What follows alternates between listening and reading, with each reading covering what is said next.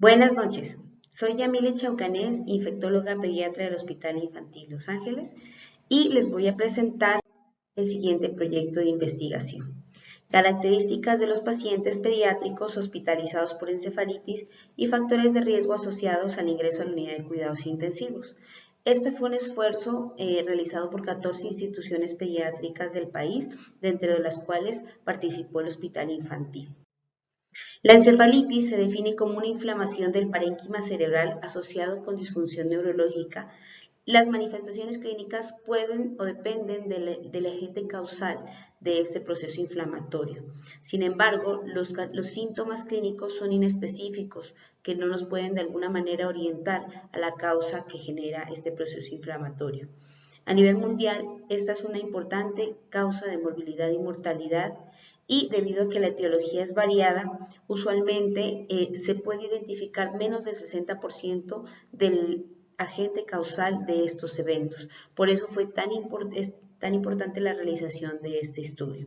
Desde el 2012 ya se creó el Consorcio Internacional de Encefalitis y allí se definieron los criterios actuales para el diagnóstico de encefalitis. Existen múltiples etiologías cuyo tratamiento temprano mejora el pronóstico neurológico, y el abordaje diagnóstico modifica el tratamiento que estos pacientes pueden recibir y de esta manera hacer un uso adecuado de los antimicrobianos.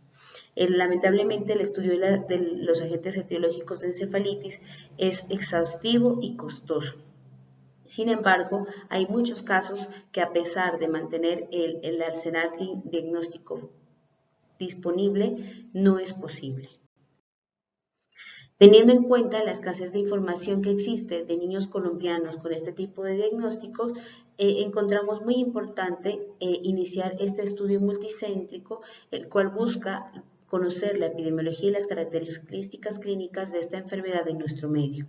El objetivo a largo plazo es reducir la alta carga impuesta por esta enfermedad en nuestros pacientes pediátricos, teniendo en cuenta que es importante orientar el inicio de un tratamiento empírico que sea adecuado para nuestros pacientes pediátricos. El objetivo general fue caracterizar las encefalitis de etiología infecciosa en menores de 18 años que consultan en los diferentes hospitales de Colombia.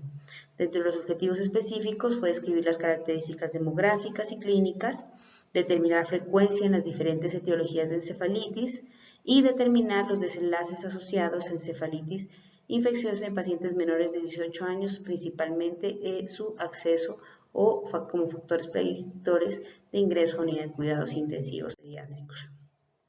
La metodología que se elaboró fue la siguiente. Se trató de un estudio observacional descriptivo de una cohorte de pacientes que fueron atendidos en 14 hospitales que conformaron la Red Colombiana de Encefalitis en Pediatría.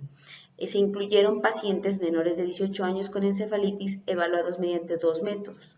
Uno fue la microbiología convencional y lo segundo es aquellos hospitales que tienen el sistema automatizado de detección por PCR múltiple sanidad en líquido cefalorraquídeo, que es el que disponemos en la institución, que lo son los panes meningios Film Array de Biomerieux.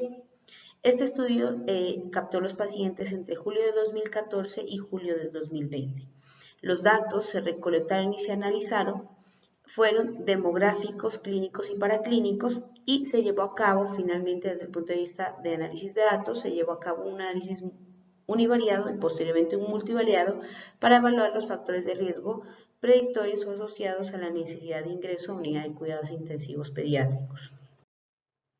La metodología que se usó fue que se realizó un formulario, como se visualiza en la diapositiva, en el cual todas las entidades que ingresamos los datos de las 14 instituciones, teníamos un usuario, una contraseña, y como visualizan en la imagen, nosotros no, dentro de los datos de los pacientes no se generó número de identificación, ni nombres, ni demás, simplemente se le asignó un número al caso y posteriormente en la descripción de las variables solicitadas para el estudio.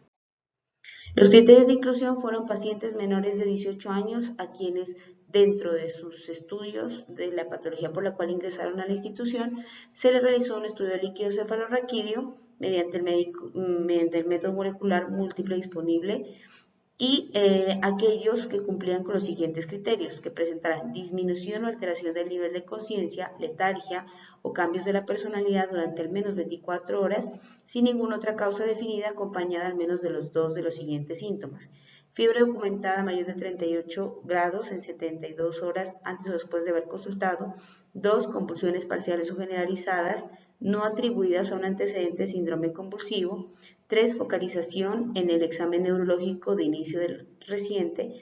4. Que la líquido cefalorraquídeo con leucocitos menos de 5 o en recién nacidos, mayor de 5 o en recién nacidos mayor de 19.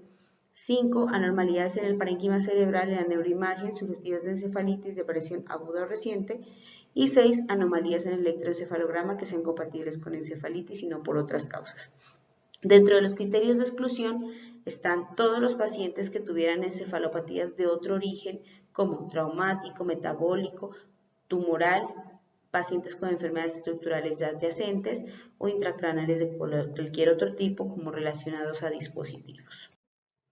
En cuanto a los criterios éticos, se consideró exención del consentimiento debido a que no se modificó el protocolo de manejo institucional o las recomendaciones estandarizadas en las guías a las cuales estos pacientes deben ser manejados en cada institución, y se consideró de riesgo mínimo debido a tratarse un estudio observacional retrospectivo.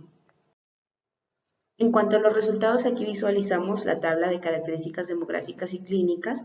Se logró consolidar 202 pacientes, entre los cuales, con respecto a la edad, no se visualizó en cuanto a la edad, menores de 12 meses, de 12 a 60 meses y mayores de 60 meses. Ligeramente fue mayor en de 12 a 60 meses. Sin embargo, lo que más nos interesa es que se clasificaron entre aquellos que ingresaron a hospitalización o sala general y a las unidades de cuidado intensivo. Sí llamó la atención que la mayoría de los pacientes que ingresaron, el 41%, fueron mayores de 60 meses, equivalente a 5 años. En cuanto al género, predominó el género masculino, raza, la raza mestiza, predominó también el régimen contributivo y la área de procedencia urbana. En cuanto a las comorbilidades, solo el 15.4% de los pacientes tuvo algún tipo de comorbilidad, dentro de las cuales la principal es neoplasias con el 6.4%. En cuanto al tiempo de inicio de la enfermedad hasta el diagnóstico molecular, se encontró que el promedio fue de 3 días, tanto en sala general como en UCI fue de 4 días. En cuanto a los hallazgos clínicos y paraclínicos, de acuerdo con el tipo de hospitalización, encontramos varias cosas. Con respecto a los signos y síntomas, encontramos que lo más frecuente fue fiebre, seguido de síntomas respiratorios y gastrointestinales asociados y crisis convulsivas, las cuales fueron generalizadas, focalizadas y en estatus epiléptico.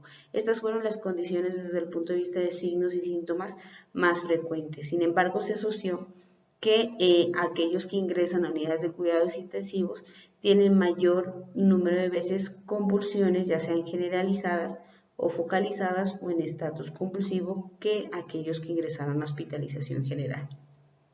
En cuanto a la etiología, nos llamó mucho la atención que en hospitalización general principalmente se encontraron los pacientes con etiología relacionada a virus como el enterovirus en un 46% y a bacteriana en un 28.2% en unidades de cuidado intensivo.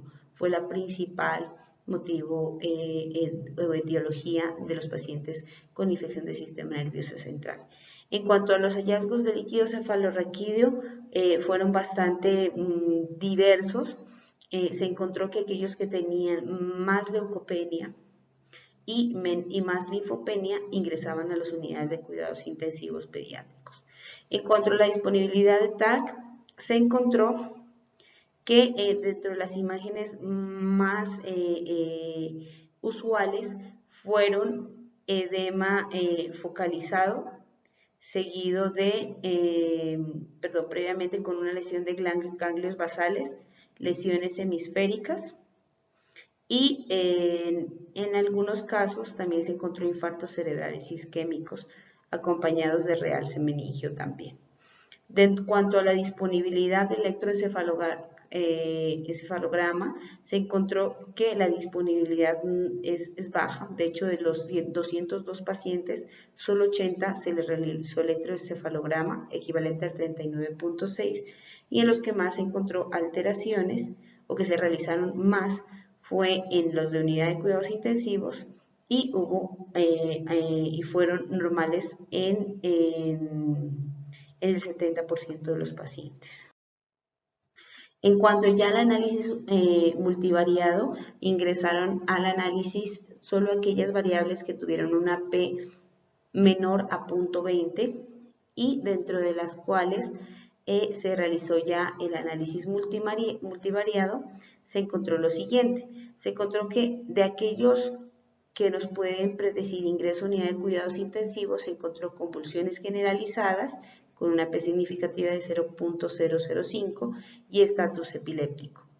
En cuanto a la etiología, llamó mucho la atención que sea una etiología bacteriana, 0.02, y en algunos casos autoinmune, está directamente relacionado con ingreso a UCI. También se encontró herpes como etiología, que ingresa a unidad de cuidados intensivos, y desde el punto de vista leucocito se dividió entre menor de 10 y mayor de 10 en el líquido cefalorraquídeo, se puso como referencia mayor de 10 y la P pues fue de 0.005. En cuanto ya al dividir la etiología acorde a la edad, vemos que sí es diferente en menores de 12 meses, de 12 a 60, y en mayores de 5 años, encontrando que si bien enterovirus es la causa más frecuente, disminuye al pasar los años, siendo más frecuente en menores de 12 meses. Ya en mayores de 5 años encontramos múltiples causas que se pueden determinar como agentes etiológicos que condicionan el desenlace de estos pacientes. Esta red de colaboración nacional de pacientes pediátricos con encefalitis generó datos epidemiológicos que nos permiten identificar en forma temprana pacientes con riesgo de necesitar atención avanzada y pueden guiar la estratificación del riesgo de ingreso a unidades de cuidados intensivos.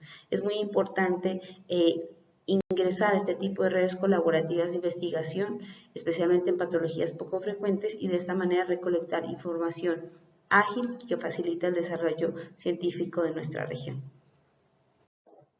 Esta es nuestra bibliografía. Muchas gracias.